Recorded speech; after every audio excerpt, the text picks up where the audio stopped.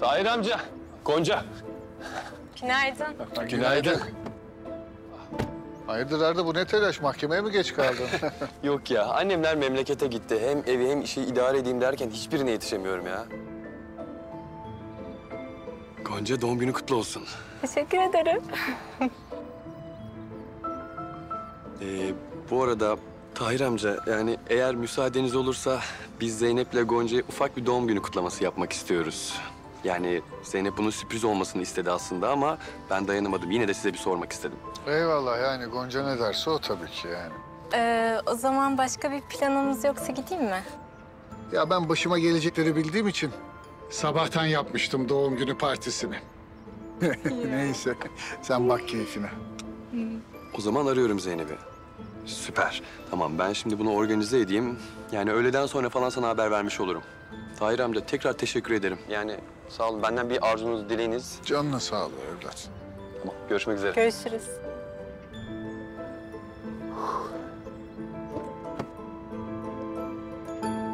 Arda var ya, çok çalışkan, iyi çocuk ha. Bak okudu, avukat oldu. Ailesini de hiç ihmal etmedi. Helal olsun. Öyledir Arda. Ha, baba. Bugün projem geçerse benim de sana bir sürprizim var. Yine araba meselesi mi? Proje geçerse maaş da artar. Kredi çekebilirim. Hı? Senin o istediğin lacivert yakışıklı vardı ya. Deme, lacivert deme ne olursun. Dedim Lacivert bile, deme. Hayır, dedim. bak, sen işini gücünü toparla, paranı kazan. Öyle çarçur etme, tamam mı? Tamam, var işte araba. Ben araba falan istemiyorum ki. Aslında zaten maaşla para bir yana da benim için asıl önemli olan şey projem. Baba, yani kaç yıllık hayalim. Bugün bir de doğum günüm. Allah'ım, inşallah çok güzel haberler gelir projeden. Hadi inşallah, hadi geç. Baba, yakışıklı geliyor. Of.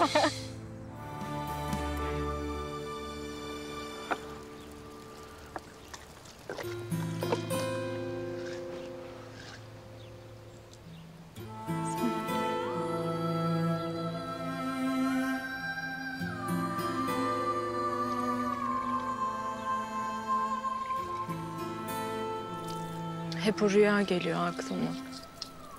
Gelmez mi? En güzel yüz anne yüzüdür derler. Ayrılıp gitti o gece. Hastaneden dönmedi. O kara gece. Unutamıyorum. Rüyamda anneme bir sarılabilsem.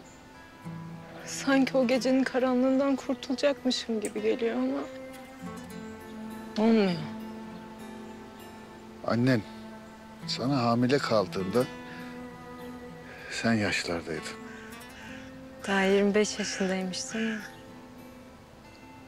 Zor bir doğumdu. 5 yaşına kadar da seni dizinin dibinden ayırmadı. Gonca gülüm diye severdi seni. Canım benim, canım. Bana derdi ki Gonca gülümüzün üstüne bereketli yağmurlar yağacak. Büyüyecek, ayakları toprağa sağlam basacak. Okuyacak, iş sahibi olacak. Herkes de güzel kızımızın neye kadir olduğunu görecek. Zaten bütün çabam da bu baba. Annemi, seni, ikinizi de gururlandırmak. Size layık olmak. Oldun zaten güzel kızım.